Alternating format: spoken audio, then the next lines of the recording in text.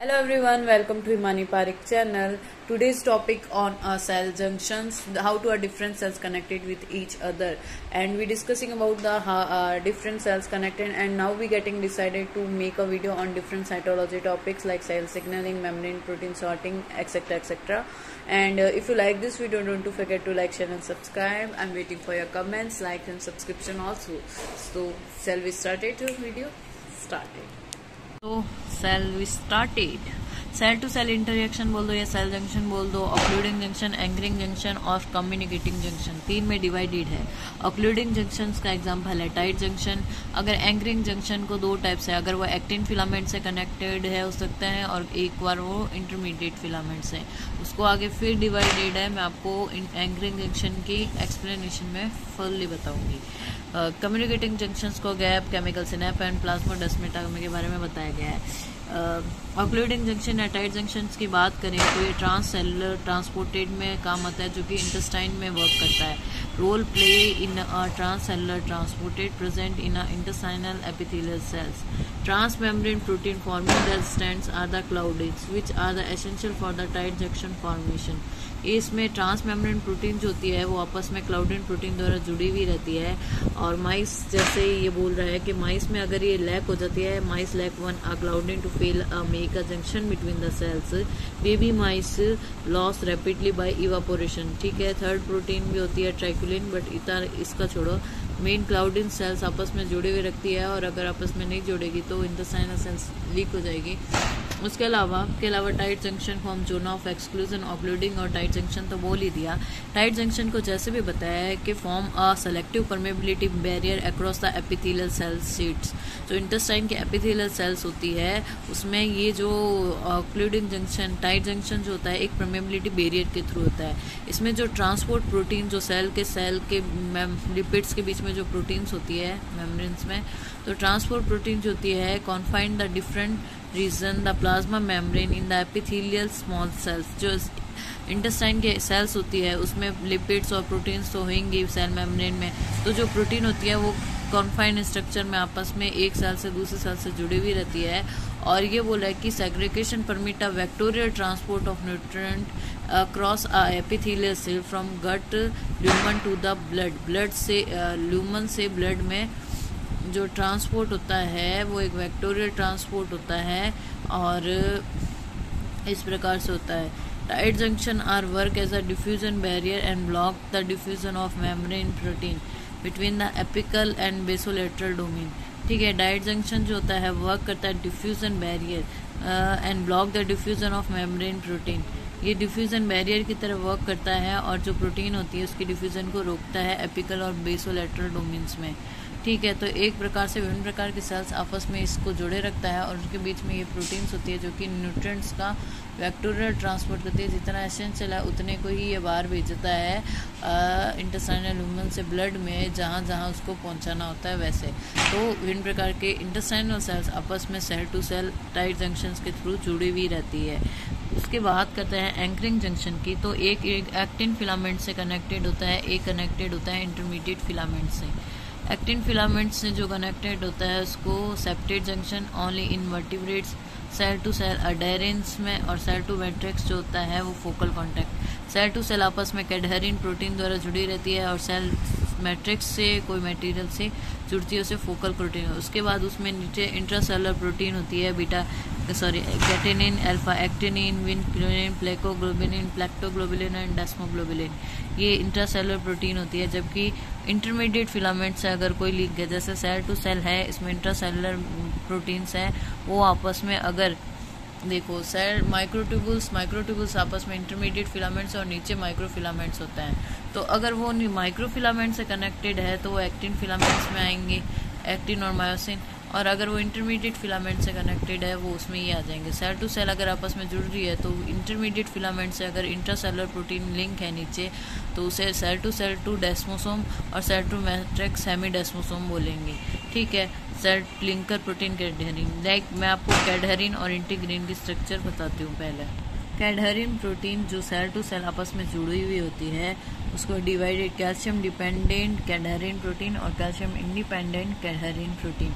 Calcium dependent cadherin protein को 3 में divide किया गया, कैडहेरिन ई, कैडहेरिन एन, कैडहेरिन पी। जो कैडहेरिन ई है उसमें विभिन्न प्रकार के एपिथेलियल सेल्स आपस में फर्स्ट ड्यूरिंग डेवलपमेंट्स में आपस में जुड़ी हुई रहती है, ठीक है। एपिथेलियल सेल्स वो कैडहेरिन ई की वजह से होती है, ठीक है। और कैडहेरिन एन विभिन्न प्रकार के नर्व सेल्स आपस में, मसल सेल्स और लेंस सेल्स आपस में जुड़ी हुई रहती है। और पी में जो विभिन्न प्रकार की प्लेसेंटेशन मेमोरी ग्लैंड्स के डेवलपमेंट्स में जो सेल्स होती है वो सेल टू सेल आपस में जुड़ी हुई रहती है, वो इसमें आता है। तो ई एन पी ये कैल्शियम डिपेंडेंट है, ठीक है।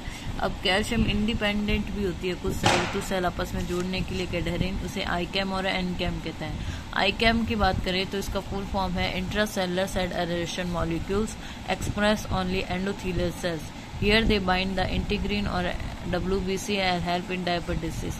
Diapetes movement of WBC from blood to tissue, मतलब ब्लड से टिश्यू में जहाँ उसको पहुँचना होता है ये उससे बाइंड हो जाती है और उसके थ्रू ये टिश्यू तक, जिस टिश्यू तक पहुँचना होता है ये पहुँच जाती है और वहाँ उसको WBC है तो ऑब्वियसली फेगोसाइटोसिस करेगी।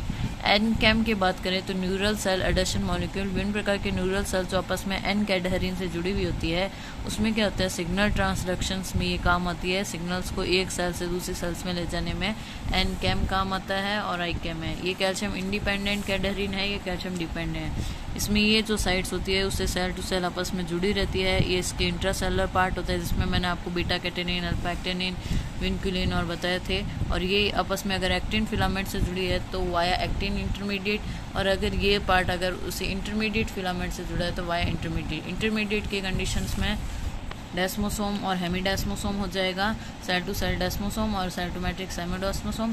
But in the cases of वो जब अगर एक्टिन फिलामेंट्स है तो सेल टू सेल आपस में कैडहेरिन से और सेल टू मैट्रिक्स को फोकल कांटेक्ट करेगा। और intracellular protein in the condition of actin filaments catenin, alpha actinin, vinculin, plectoglobulin, plectoglobians, desmoglobians. In the cases of desmosome में जो इंट्रासेलुलर प्रोटीन होती है cell to cell adhesion mediated by the desmocollin and desmoglein. और विभिन्न प्रकार की इसमें जो इंट्रासेलुलर प्रोटीन्स होगी वो प्लेकोग्लोबुलिन, पेट्रोफिलिन और डेस्मोप्लेकिन होगी, ठीक है।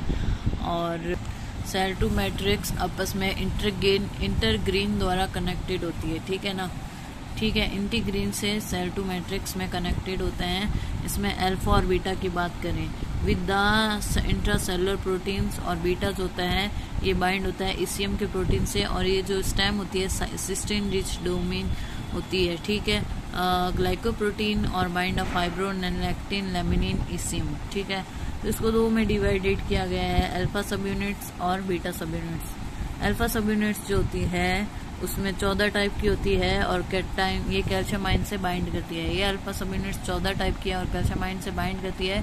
बीटा सब यूनिट्स 9 टाइप की होगी और वो ईसीएम के फैक्टर से बाइंड करेगी। ये 9 टाइप की है, bind with the intracellular proteins and having the extra cellular domain. तो ये तो ईसीएम से मैटर से तो इंटीग्रीन जुड़ेगी, और अल्फा जो होती है ये कैल्शियम वाली होती है, ठीक है। ये इंटीग्रीन की स्ट्रक्चर होगी, कैडहेरिन बता दिया। एक्टिन और इंटरमीडिएट फिलामेंट्स और एक्टिन में इंट्रासेलुलर प्रोटीन्स वो कैडहेरिन और इंटीग्रीन का क्या है, सेल टू सेल कैडहेरिन से और सेल टू सेल कैडहेरिन से और सेल टू मैट्रिक्स इंटीग्रीन से जुड़ेगी, ठीक है।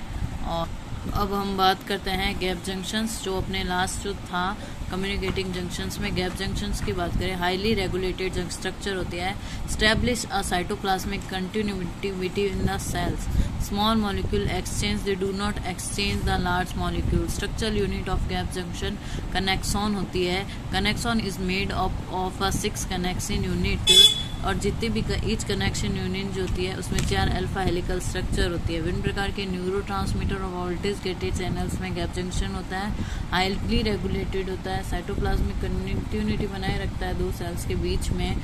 और एक कनेक्शन प्रोटीन जो होती है 6 कनेक्शन से मिलकर, connection is made up the 6 connection, और हर कनेक्शन में 4 अल्फा हेलिकल स्ट्रक्चर्स होती है, ठीक है। ये गैप जंक्शंस का। प्लाज्मोडेस्मेटा की बात करूँ तो plasmodesmata are found between the plant cells ऐसे, ठीक है, having a diameter of 20 to 40 mm। They are response cytoplasmic continuity like syncytium. ऐसे साइटोप्लाज्मिक कंटिन्यूटी और प्लाज्मोडेस्मेटा, आपको डायग्राम देख लो, ऐसे छोटे छोटे से बने हुए होते हैं एक में। ये है गैप जंक्शन। ये विभिन्न प्रकार के देखो 6 कनेक्शन, एक कनेक्शन यूनिट्स होती है, 6 कनेक्शन से मिलकर बनी हुई होती है और हर एक में 4 अल्फा हेलिकल स्ट्रक्चर होती है। और ये गैप जंक्शन ऐसे cell to cell cytoplasmic connectivity बनाए रखती है। ये देखो प्लाज्मोडेस्माटा ऐसा होता है, 2 सेल्स आपस में यूं कनेक्टेड होती है और इनके थ्रू ये साइटोप्लाज्मिक कंटिन्यूटी बनी रहती है, लाइक सिंसेशियम प्लांट सेल्स में होता है। ठीक है, apoplastic pathway through the cell wall and symplastic through the cytoplasm. ठीक है, साइटोप्लाज्म थ्रू ये होता है और एपोप्लास्टिक जब सेल वॉल के थ्रू होता है। ठीक है, विभिन्न प्रकार के सेलेक्टिन प्रोटीन भी होती है जो कि transmembrane protein having a lectin domain. It can be a specific oligosaccharides of other molecule, P-selectin blood platelets, L-selectin WBC में और E-selectin Amin.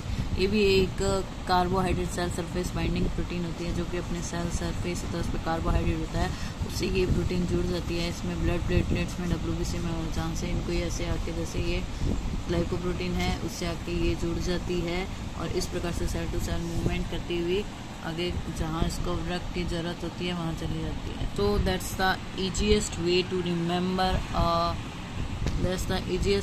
remember a cell junction. I hope you like this video. If you like this video, then don't forget to like, share and subscribe. Comment me on my comment section and I'm waiting for your comments. Thanks for listening.